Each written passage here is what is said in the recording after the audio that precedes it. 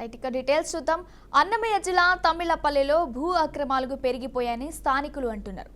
పేదల భూములు, జర్నలిస్టుల స్థలాలను కూడా భూ బకాసురులు వదలడం లేదని ఆవేదన వ్యక్తం చేస్తున్నారు. కొత్తకోట పట్టణంలో ప్రభుత్వం జర్నలిస్టులకు కేటాయించిన సర్వే నెంబర్ 239 స్థలాన్ని కబ్జా చేసేందుకు యత్నిస్తున్నారని ఆరోపించారు.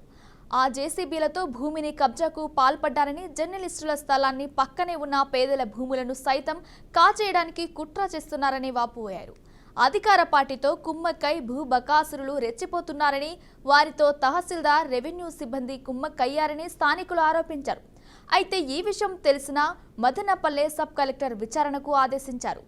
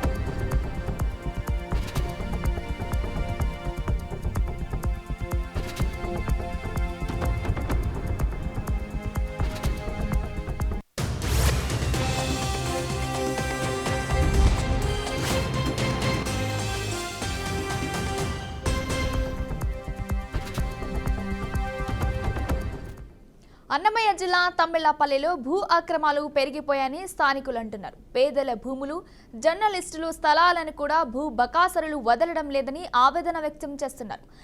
కొత్తకోట పట్టణంలో ప్రభుత్వం జర్నలిస్టులకు కేటాయించిన సర్వే నెంబర్ 239 స్థలాన్ని కబ్జా చేసేందుకు యత్నిస్తున్నారని ఆరోపించారు. ఆ జేసీబీలతో భూమిని కబ్జాకు పాల్పడ్డారని, జర్నలిస్టుల స్థలాల పక్కనే ఉన్న పేదల భూములను సైతం కాజేయడానికి కుట్ర చేస్తున్నారని వాపోయారు. అధికార పార్టీతో కుమ్మక్కై భూ బకాసరులు రెచ్చిపోతున్నారని, వారితో తహసీల్దార్, రెవెన్యూ సిబ్బంది కుమ్మక్కయ్యారని స్థానికులు ఆరోపించారు. అయితే ఈ విషయం తెలిసిన మదనపల్లె సబ్ కలెక్టర్ విచారణకు ఆదేశించారు. రైట్గా ఇదే అంశంపై మరింత సమాచారం మా ప్రతినిధి గోపినాథ్ అందిస్తారు లైవ్లో. మొత్తం మీద తమ్మలపల్లిలో ఇప్పటికే కూడా పెద్ద ఎత్తున రకరకాల వివాదాలు చోటు చేసుకుంటున్నాయి.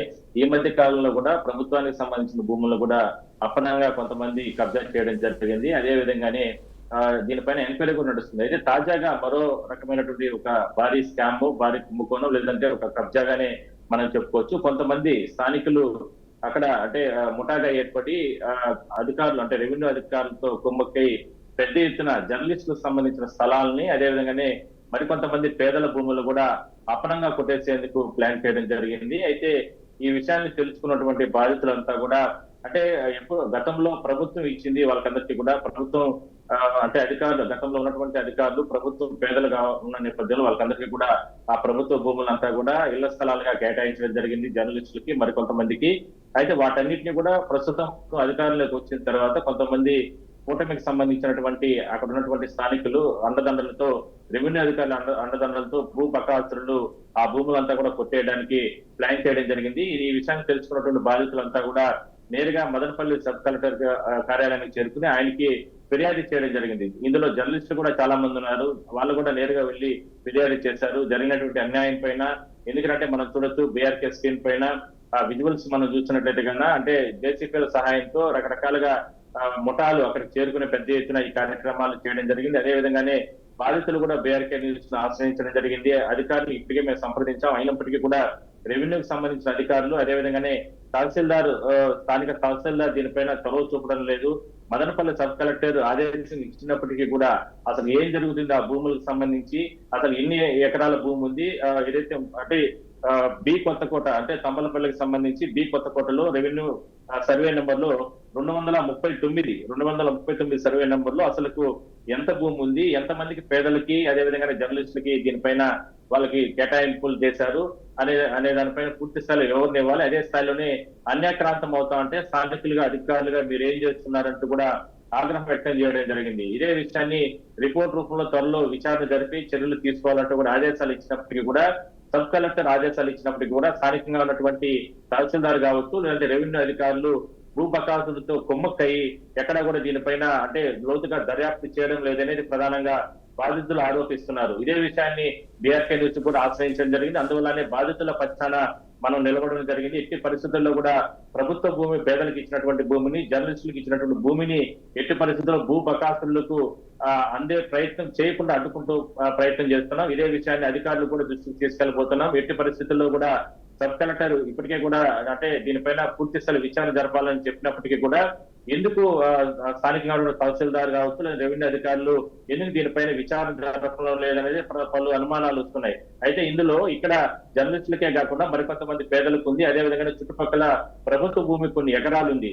నిజంగానే ఈ భూమిని గాన కబ్జా చేస్తే చుట్టుపక్కల ఉన్నటువంటి వందల ఎకరాలని అంతా కూడా ఆక్యుపై చేసిన ఆలోచనతోనే ఈ రకమైనటువంటి ముఠా సభ్యులు ఈ రకంగా అంటే ప్లాన్ చేసుకున్నట్లు తెలుస్తాను. అయితే ఇప్పటికే ప్రభుత్వం చెప్తుంది దాదాపుగా 11 నెలలు అయిపోతుంది ప్రభుత్వం ఏర్పాటయ్యి ఎక్కడ ఏ అవినీతి కార్యక్రమాలు జరిగినా అది ప్రభుత్వానికి చెడ్డ పేరు వచ్చే అవకాశం ఉందని చెప్పి ఇప్పటికే ముఖ్యమంత్రి చంద్రబాబు చెప్పడం జరిగింది. అదే విధంగానే డిప్యూటీ సీఎం పవన్ కళ్యాణ్ చెప్పడం జరిగింది.